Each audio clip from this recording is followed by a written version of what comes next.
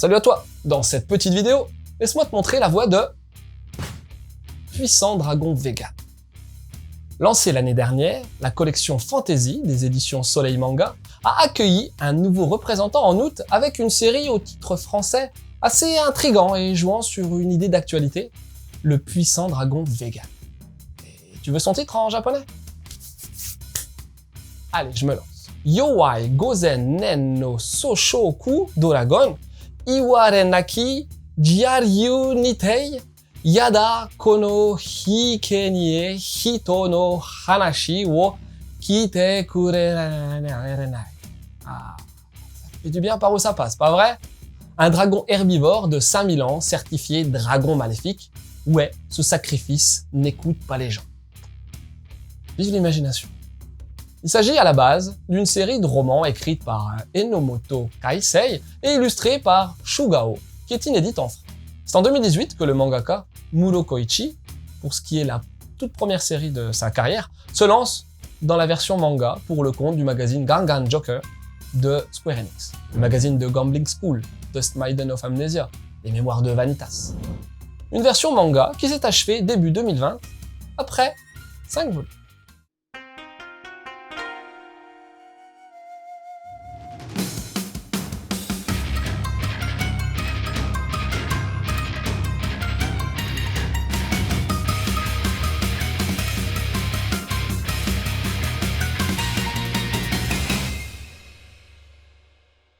Nous voici donc, comme le laisse deviner le titre de la collection, dans un monde fantasy, à la découverte d'un dragon millénaire, on ne peut plus particulier puisque, loin d'être méchant, il est lâche, inoffensif et herbivore.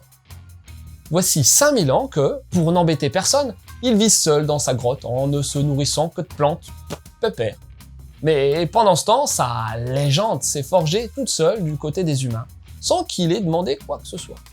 De par son physique imposant, son statut de dragon et le fait qu'il ne se montre jamais, les habitants humains se sont mis à penser au fil des siècles qu'il s'agissait de Reivendia, une dangereuse créature démoniaque. Alors, quand les troupes du roi démon se font plus menaçantes, les humains, pour s'attirer les faveurs du dragon, ne trouvent rien de mieux que de lui envoyer en sacrifice une adorable fillette, Reiko, qu'il est censé boulotter. Il ne s'agit là que des prémices d'une épopée pas comme les autres.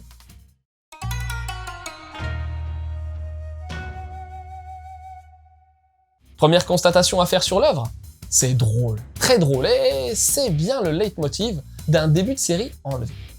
Les auteurs nous plongent dans le bain dès la première page avec la petite Reiko suppliant le dragon de la bouffer, tandis que lui, en tant que vegan, refuse en se trouvant bien embêté.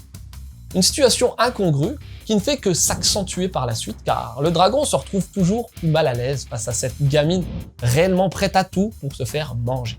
Oui, Reiko n'a été élevée depuis toujours que dans cette optique, à tel point que servir de sacrifice est devenu une obsession pour elle. Et quand bien même le gros reptile trouve un subterfuge pour ne pas la manger, la fillette est toujours bien décidée à rester avec lui pour le servir. Le voici alors avec, sur les bras, enfin, sur les pattes, une gamine dont il se serait bien passé. D'autant plus qu'en possédant une certaine aura magique, elle se révélera surpuissante. Puissance d'autant plus dangereuse que Reiko est vraiment extrêmement obsessionnelle envers son cher dragon. Le récit va alors jouer efficacement sur un chouette décalage où les rôles habituels sont inversés. Tandis que le dragon amuse beaucoup par son pacifisme, sa lâcheté, son côté très faible et son absence totale de pouvoir, il sait même pas voler, c'est dire. La petite Reiko régale en pétant régulièrement les plombs, mais vraiment quoi, dans une déferlante de puissance destructrice que l'on n'aurait pas forcément cru trouver en une mignonne petite fille. On s'amuse donc beaucoup dans un début de série où le dragon, entre la présence de la gamine Tare, Reiko, et les croyances des villageois, ira de mal en pis, en étant le sujet de la crainte des humains, et même de la petite haine de Riyat, petit garçon qui tenait beaucoup à Reiko. Et, en devant endosser le costume, malgré lui, de Seigneur des Dragons, censé être le héros qui ira contrer les forces démoniaques du roi des démons. Vraiment, pas de bol pour un gros lézard inoffensif, surtout quand tout part d'un tel quiproquo. La suite du volume va alors entamer cette fameuse épopée avec des rencontres supplémentaires, des premiers conflits, avec toujours une bonne part d'humour dans les réactions du dragon ou dans le côté très bourrin de Reiko. Mais aussi avec les prémices de quelques éléments plus intrigants autour de la fillette. Comment diable a-t-elle bien pu obtenir une telle puissance? Ajouté à son caractère totalement barge, cela risque pas d'en faire, plus tard, un danger encore plus fort que le roi des démons lui-même. Affaire à suivre, mais en attendant, même si la deuxième moitié de tome est un peu plus classique dans son schéma, ben on se marre bien.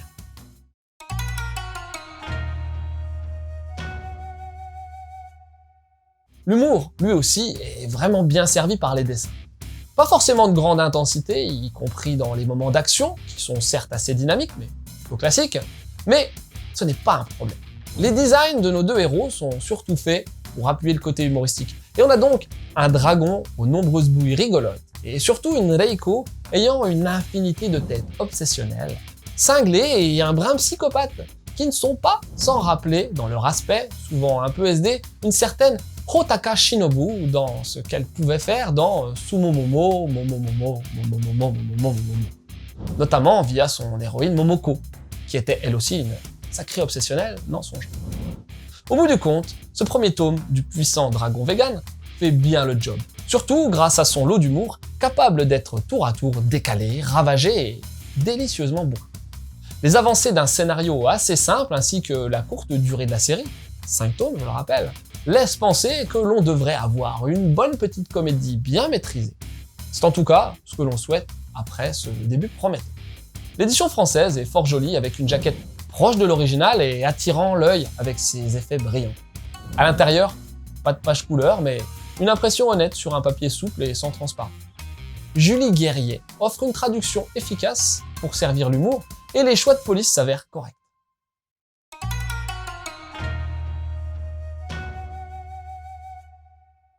Pour continuer cette dégustation, il y a un titre dans le même style qu'on a chroniqué en Mangado, Le Dragon et la Nonne. C'est un peu le même délire de duo avec un dragon et une maniaque du ménage. Et pour plus d'infos, Mangado. C'était dans le délire bouffe et dragon, il y a aussi Drifting Dragons. Là, les dragons sont chassés. Pas facile à dire. Pour être servis à toutes les sauces. Et pour plus d'infos, il y a Mangado. Et pour terminer, as-tu déjà entendu parler d'une petite série TV d'animation qui s'appelle Les Simpsons? Peut-être, pas vrai? Tu sais alors que Lisa est végétarienne. Donc, n'hésite pas à remater l'épisode où elle le devient. C'est le numéro 5 de la saison 7. Une merveille. Voilà, c'était Lou, j'espère que cette petite chronique t'aura donné envie de lire Le puissant dragon vegan. Je te laisse et continue de suivre la voie du manga.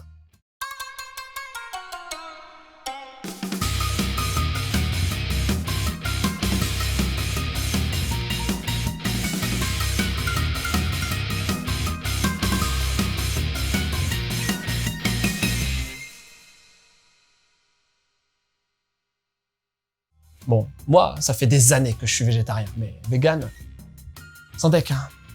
C'est trop hardcore pour moi pour le moment.